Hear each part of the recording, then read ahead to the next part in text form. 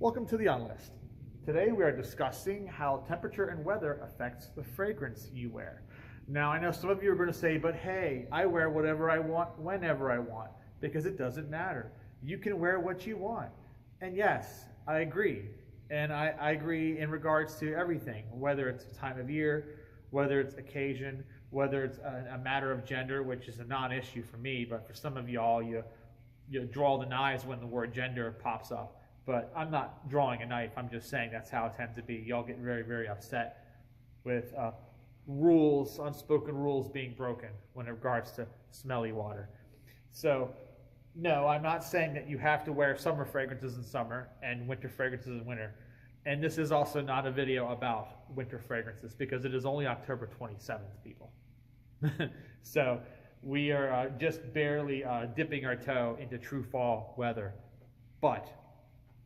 But if you live in the Pacific Northwest or the Atlantic Northeast, like Maine, New England, okay, or if you're in a place like the United Kingdom, okay, anywhere that's further up the globe towards the North Pole, you are further up. So Alaska is worse still. Greenland, Iceland are worse still. Thing is, you're already experiencing cold weather. All right, it is already in the low 50s here during the day, and at nighttime it's in the low 40s, high 30s. So in another week or two, we will have overnight freezes again. It'll dip below freezing at nighttime. We're not there yet, but we're almost there. So it bears mentioning that temperature and weather do affect fragrances if you spend a significant amount of time outside. Now, here's the thing. A lot of y'all guys out there in the online fragrance community, you have the opinion that you can wear whatever you want. You know, you can wear Coros on Christmas Day. You can wear Acqua di Gio on Christmas Day. You know, you can wear tobacco vanille on July 4th and all that stuff. Or 15 sprays of Yope, you know, in June. And yeah, you can. Again, there are no rules here, all right? If you want to wear Coros to a wedding, right, and not something that's like Bought of Portugal, a little bit more formal attire, okay, you can do that. You know, if you want to wear tobacco vanille in the dead of summer, sure, go right ahead. It's not like you're breaking a rule. I want to make that clear. There are not rules. There are just simply optimizations, if you will.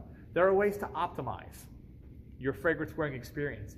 And you don't have to adhere to situational appropriateness, okay? You know, decorum, if you will. So if you don't believe there's a formal or a casual fragrance, if you think a fragrance is a fragrance, cool. We can agree on that. I tend to wear whatever I want whenever I want to when it comes to sort of things like situational context, decorum.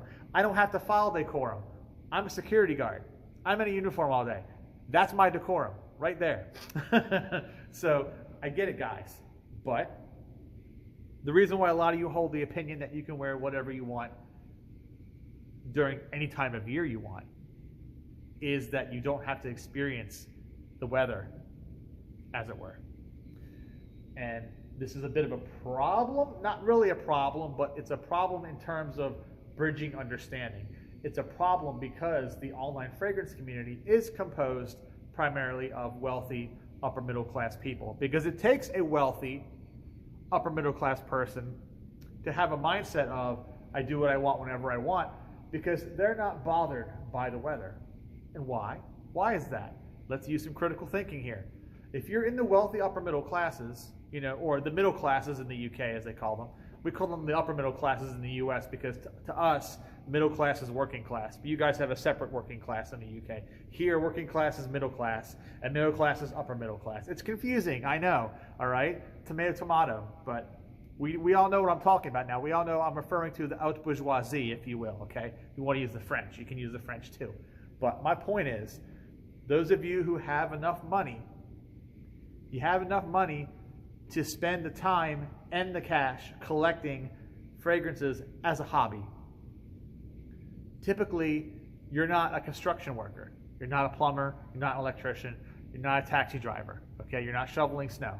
You're not mowing lawns. Okay? Where are you? You're in a perfectly climate-controlled office, or you're working from home. Okay? Maybe you are self-employed and you have minions who work for you. on a storefront, but you're back in the office going like this, smoking a cigar, being boss hog, whatever. It's fine. But that's your reality. And because that climate-controlled bubble is your reality, you wake up in your soft bed and it's like 65, 70 degrees in your bedroom. You get dressed, you do whatever. The only time you experience the outside weather is when you open your front door and walk to your car. So you have like all of 5 minutes. You have like 5 minutes to experience whatever summer or winter or fall or spring has in store for you. The moment your keys are in that car door or your remote entry into your car and your car starts up, air conditioning is on, heating is on, things are normalized once again, climate controlled. Then you drive to work, or again, you work from home, so you're not even leaving the house in this case, okay? Same thing, if you work in an office, it's climate controlled. So the only time you ever experience summer or winter, truly experience it, is when you endeavor to do so, when you make it a point to spend time outside, you know, ice skating in the winter, okay, visiting parks in the summer or going swimming or something, whatever, okay. So you don't have a need to like, all right, I need my summer fragrances, I need my winter ones, because temperature and weather for you are irrelevant, completely and utterly irrelevant. And that is why I am saying I understand. I understand you have that opinion, that you don't need summer fragrance lists, winter fragrance lists, fall favorites fragrance lists. I understand it because you can wear whatever you want. If you choose to wear a fragrance that matches a season, it's for an aesthetic reason. It's for a thematic purpose. You want to feel like it's fall. So you got your pumpkin spice latte at your desk and you're wearing something like Yadigan or whatever, okay? That's your vibe, okay? Or so like a cinnamon fragrance like Halston. Point is, you're doing that for aesthetic, not because you need to. But the point of this video is there are some of you in the online fragrance community who do spend a significant portion of time outside. Maybe you're a police officer, and police officers are outside a lot, okay? They are, right? Maybe you're in the military. You're not wearing perfumes probably when you're at base, but you know, you are outside a lot, okay? So you know what it's like. When you have a vocation, or you are just someone who spends time outdoors because you enjoy it, okay? Maybe you just, every waking moment, every free time away from the office is outside. Maybe you make good use of your patio in your backyard. Maybe you make good use of local parks. You're just spending all your time jogging, whatever. You're just an outdoor person in general, okay? My point is, you spend a significant amount of time outside. You have to optimize your fragrance based on the temperature and weather conditions because it does matter. It really, truly does. And here's why. You know, it's a bit of science here, but, you know, your nose has certain sensitivities in cold air that are different in hot air, you know? And when you're in the cold in general, things tend to go numb, right? Because you lose blood flow when it's cold. Everything is cold, everything thickens and slows down. Okay, you lose feeling in your fingers go numb, right? Okay, so same thing when it's hot outside. When everything is hot, most surfaces get hot. You can literally smell the grass more. You can smell the sidewalk cooking. If there's anything on the sidewalk, like throw up or car oil, you smell it too, okay? So smells tend to get a little more vivid, a little more wild in the summer because hot air helps carry molecules, more excited molecules, expanded molecules, hot air. Cold air, molecules shrink, they compact, they don't vibrate as much, you lose circulation, you lose sensitivity, okay? I'm not Neil deGrasse Tyson, so I'm not explaining it in the best possible way, but if you really want that full lecture, I'm sure you can find it somewhere. Okay, Luca Turner will probably give it to you. My point is, it's fairly academic that if you are wearing a cold smell in the cold, you won't smell it as much. So if you wear mint or camphor, okay, if you wear something that is sharp, like a metallic, sheer metallic musk profile in the cold, you won't smell it as well, if at all, okay? So you wear something like Lanarkiste in the winter, Okay, you wear something like basically any aquatic that deals with a lot of sheer musks, a lot of cool, crisp, maybe not necessarily minty, but other compounds, dihydromyrosinol, okay, ambroxan, cool, crisp, sheer things. Your nose doesn't have the best time picking up those things in cold air. It really doesn't. Likewise, in reverse, if we're talking about the summer and you wear fragrances that are designed to be sweet, designed to be fatty and musky and spicy, okay?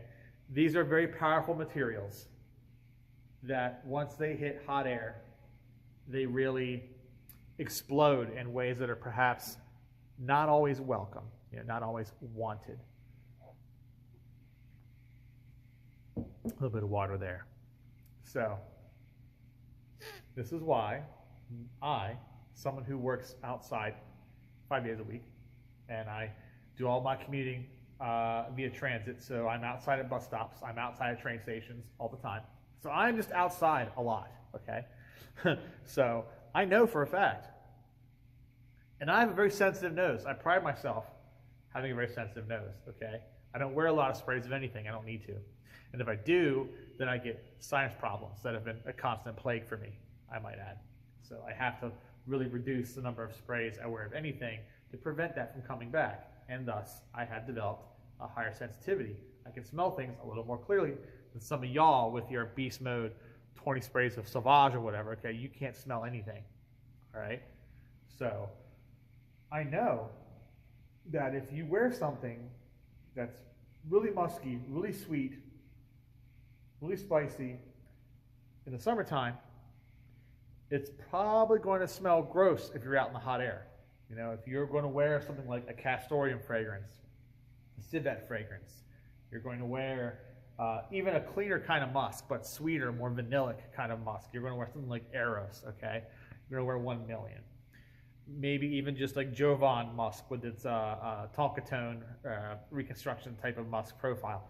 Those things, while I won't say they smell unpleasant necessarily in the hot air, but the hot air combined with your own perspiration, which the perspiration then further expedites the projection of the fragrance, and then the saltiness of your sweat mixes with it and gives it another dynamic altogether, So, like people who put fragrance behind their ears, sebum is produced behind your ears, so if you wear fragrance behind your ears, you may sometimes notice that they have a slightly different projection quality. For me, it's not a deal breaker. I actually enjoy it back there, but some of y'all don't. I get it. But you wear these fragrances in hot weather, and they're not going to be as enjoyable as they could be in cold weather, where the cold air, which has that numbing effect, has that slowing down effect, the sweeter, the fattier, the muskier, the richer fragrances are going to contrast that cold air much better. So if you wear something like an Eros or 1 million or Tobacco Vanille, okay, whatever, Jovan musk, Furio by Bogart, Bala Versailles, whatever, heavy musk, a lot of Orige Lador stuff, okay, that's really heavy on the musks.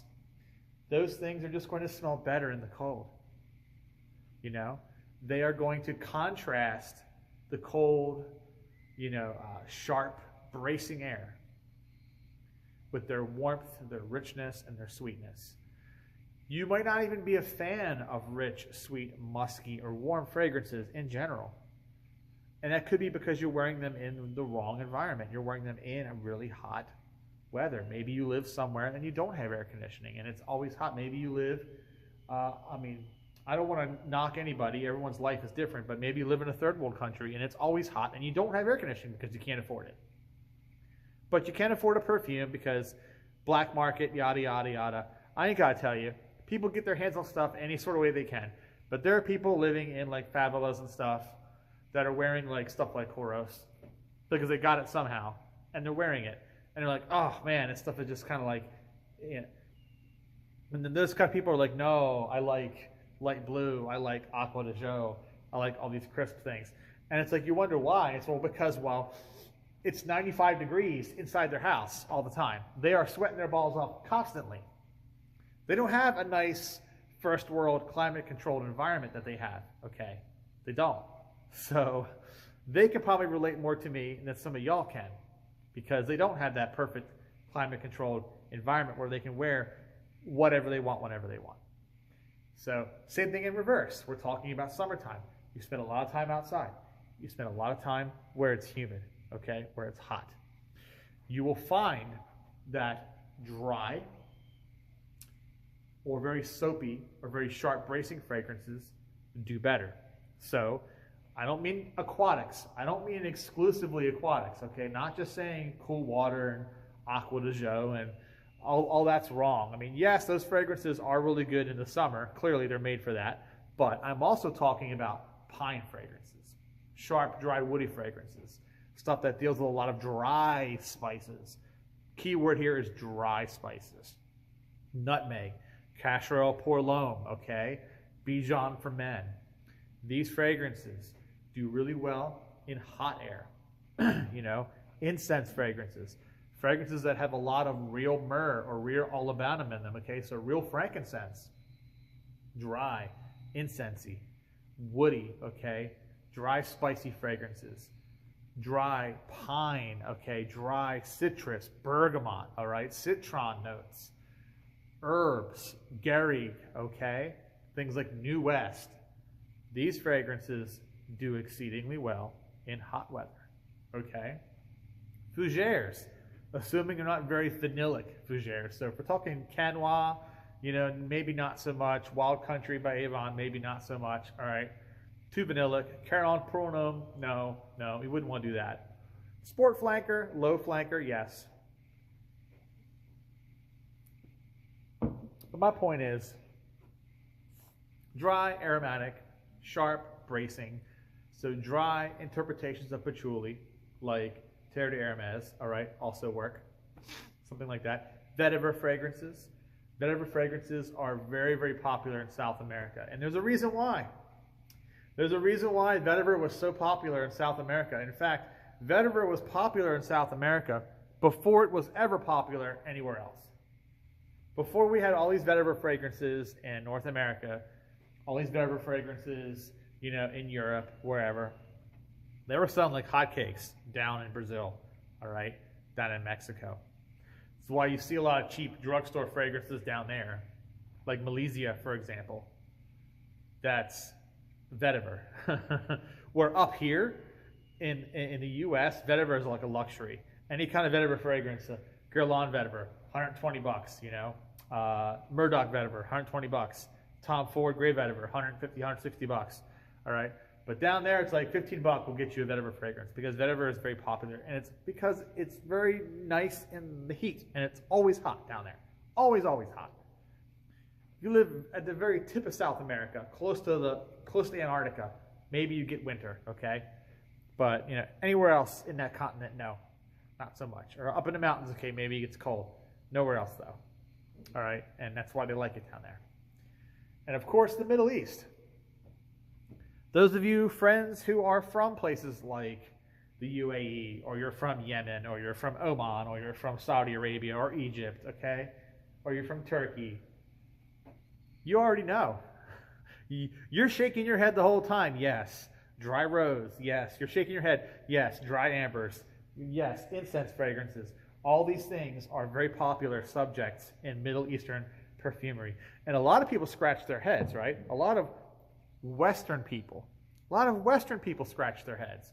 Why do they wear such heavy incense fragrances down there? It's always hot. Why do they wear these heavy rose fragrances? Why don't they wear aquatics, right? And it's because these people don't truly understand what works well in a desert. So desert heat is a little different from muggy Florida heat, okay, Louisiana heat. A little different from Brazilian rainforest heat. The air is not so thick you can cut it with a knife, okay? They are in the desert. It is dry heat. It is like Nevada. It is like Death Valley, okay, there. So because they have the heat, but they don't have the humidity, they have a special circumstance where they can wear these incense fragrances, these rose fragrances, these very spicy ambers, okay? And they still have musks in them. They still have animalics in them too, okay? Don't get me wrong, they do. They have stuff like olibanum. They have dragon's blood sometimes even, okay? They have all these different oleresins and tolu balsam and stuff, all right? But they are very compressed and they are very bracing, you know? Ever smelled Epic? Ever smelled Memoir? Ever smelled Jubilation 25? You would think these are very poor choices for the hot weather. And they are if it's muggy outside. If you live in like Georgia, yeah, don't wear Juby 25 in Georgia, and especially in the dead of summer. Just don't, all right? Your skin will slough right off like a zombie if you try to wear that in a Georgia heat, okay? But you're in Saudi Arabia, different story, okay? I'm going to circle back. My point. Understanding how temperature and weather contrasts with your fragrance helps you better optimize your fragrance for those conditions. If you are someone who lives your whole life indoors, you only see the outdoors for like 2 seconds and you're like, the sunlight burns us, my precious. If that's you, cool. We can still be friends and you can go on wearing your whatever, like I said, your tobacco vanine in the dead of August, because for you it doesn't matter. That's fine, okay? But not all of us are the boy in the bubble, okay? And some of us do need some crash course advice on what to wear to get the most out of it. And even though I've not given you specific instructions in this video, I've given you hopefully enough insight that if you are someone who spends a good amount of time outside, that you will start exploring a bit.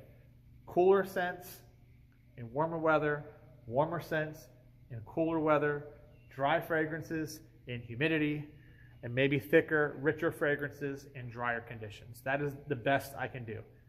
For everything else, it's trial and error. This has been The Unlist. I hope you enjoyed it.